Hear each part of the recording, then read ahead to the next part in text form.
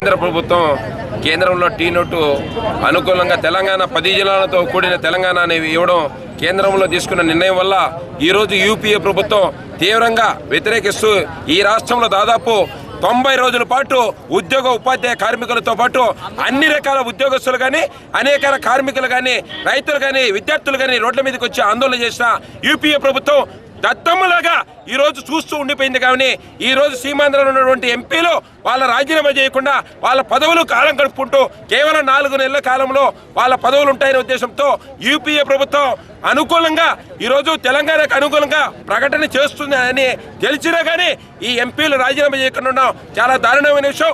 ఈరోజు తెలంగాణకు అనుకూలంగా తెలుగుదేశం పార్టీ అధ్యక్షుడు చంద్రబాబు నాయుడు గారు లెటర్ ఇచ్చి ఈరోజు 48 గంటల పాటు బంద్కు పిలిపడం చాలా దారుణమైన విషయం.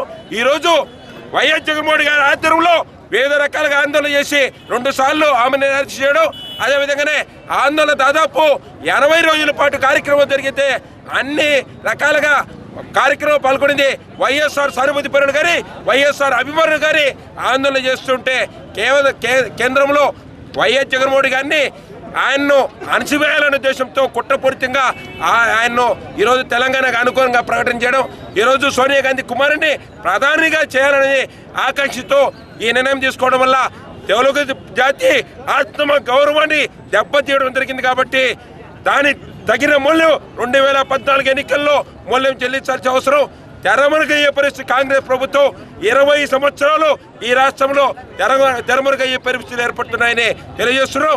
ఈరోజు వైఎస్ జగన్మోహన్ గారి ఆధ్వర్యంలో సీమాంధ్రలో ఆందోళన చేస్తున్నారు. ఎక్కడికక్కడ బంద్కు పిలిపేస్తారు. బంద్లో వైఎస్ జగన్మోహన్ గారి ఆధ్వర్యంలో వైఎస్ఆర్ కాంగ్రెస్ పార్టీ సానుభూతి పరులు వివిధ రకాల సంఘాలను కలుపుకొని ఆందోళన చేస్తున్నాం.